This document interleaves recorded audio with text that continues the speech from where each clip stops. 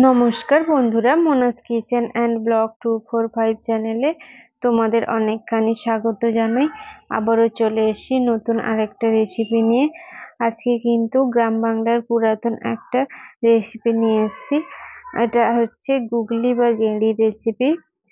আমি কিভাবে গুগলিগুলো থেকে গেঁড়ি বার করে রান্না করছি তোমাদের সবটাই শেয়ার করেছি। তোমরা দেখতে থাকো। তো আমি প্রথমে এখানে নিয়ে নিয়েছি একটা পাত্রে গেঁড়ি বা গুগলি গুলোকে দিয়ে, এরপরে আমি একটা পাত্রে গরম জল করে নিয়েছিলাম। জলটা একটু মানে ফুটন্ত গরম জল করতে হবে। দিয়ে জলটা গরম হয়ে গেলে এবার গুগলির মধ্যে ঢেলে দিতে হবে। ঢেলে দিয়ে এরপরে আমি একটা আলপিন নিয়েছি। আলপিন নিয়ে এবারে গুগলি গুলো তার খোলস থেকে বার করে নিচ্ছি। এইভাবে আমি সমস্ত গুগলিগুলো ছাড়িয়ে নিয়েছিলাম। তো আশা করি দেখে বুঝতে পারছো আমি কিভাবে গুগলিগুলোকে আলাদা করেছি তার খোলস থেকে। এবার এইভাবে আমি সবগুলো গুগলি বের করে নিয়েছিলাম। বের করে হয়ে গেছে। এরপর আমি এগুলোকে একটা পাত্রে নিয়েছি। এবার আমি এখানে নিয়েছি নুন দিয়ে আমি গুগলিগুলোকে বেশ কিছুক্ষণ আমি মাখিয়ে রেখে দিয়েছিলাম। তার কারণ এই গুগলিগুলোর মধ্যে অনেক কিন্তু নোংরা থাকে। তো মাটির ভিতরে যেহেতু থাকে তার জন্য প্রচুর পরিমাণে নোংরা থাকে, যেন এটাকে কিন্তু ভালো করে পরিষ্কার করতে হবে। তো আমি কিভাবে পরিষ্কার করছি সেটা তোমরা দেখতে থাকো। এইভাবে নুন মাখিয়ে দিয়ে আমি বেশ কিছুক্ষণ রেখে দিয়েছিলাম, 10-15 মিনিট।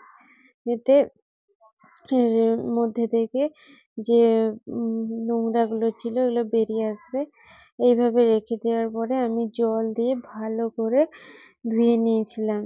জল দিয়ে ভালো করে ধোয়া হয়ে গেলে আবারও আমি কড়াইতে জল দিয়ে আবার নুন দিয়ে দিয়েছিলাম। নুন দিয়ে আবারও গুগলিগুলো যে ধুয়ে রেখেছিলাম সেটা আবার কড়াইতে দিয়ে একটু 4-5 মিনিট মতো ফুটিয়ে নিয়েছিলাম। তো এর ফলে যে এক্সট্রা আরো নোংরাটা ছিল দেখতে পাচ্ছ সবগুলো বেরিয়ে আসবে। দিয়ে এইভাবে ফুটিয়ে নেওয়ার পরে আবার আমি কড়াইতে ভালো করে জল দিয়ে 4-5 বার মতো জল দিয়ে ভালো করে ধুয়ে নিয়েছিলাম। এরপর কড়াইতে তেল দিয়ে দিয়েছি। তেল দিয়ে এবার আমি ওই যে গুগলিগুলো দিয়ে দিয়েছি, দিয়ে নুন হলুদ দিয়ে ভেজে নিচ্ছি। ভাজা হয়ে এসছে, এবারে তুলে নিচ্ছি। তো এখানে গুগলিগুলোকে আমি মোটামুটি ভালোই ফ্রাই করে নিয়েছি। এরপর আমি মশলা রেডি করে নিয়েছি। এখানে আমি নিয়েছি পেঁয়াজ কুচি, টমেটো কুচি, লঙ্কা কুচি, সর্ষে বাটা। এরপর আমি কড়াইতে দিয়ে দিচ্ছি পেঁয়াজ কুচি, টমেটো কুচি, লঙ্কা কুচি, সর্ষে বাটা সমস্ত কিছু দিয়ে এরপর আমি দিয়ে দিচ্ছি পরিমাণ মতো, না তার আগে দিয়ে দিচ্ছি আমি যে ভেজে রাখা গুগলিগুলো দিয়ে, এরপর দিয়ে দিচ্ছি পরিমাণ মতো সর্ষে তেল। এখানে আমি 3-4 চামচ মতো সর্ষে তেল দিয়েছিলাম। এরপর জল দিয়ে দিয়েছি। জল দিয়ে এরপরে আমি পরিমাণ মতো নুন হলুদ দিয়ে দিচ্ছি। নুন হলুদ দিয়ে এটা ভালো করে আমি মাখিয়ে নিচ্ছি। এটা কিন্তু কালারটা দেখতে পাচ্ছ কত সুন্দর একটা কালার এসছে। এটা কিন্তু রান্নাটা কিন্তু দারুণ হয়। এটা আমার বাড়ির সবাই কিন্তু খেতে খুবই পছন্দ করে। তো এইভাবে একবার গুগলি অবশ্যই বানিয়ে দেখতে পারেন। তো এরপরে আমি সবগুলো ভালো করে মিক্সড করে নিয়ে এবার ঢাকা চাপা দিয়ে দিয়েছি। ঢাকা চাপা দিয়ে আমি এটা ফুটতে দিচ্ছি।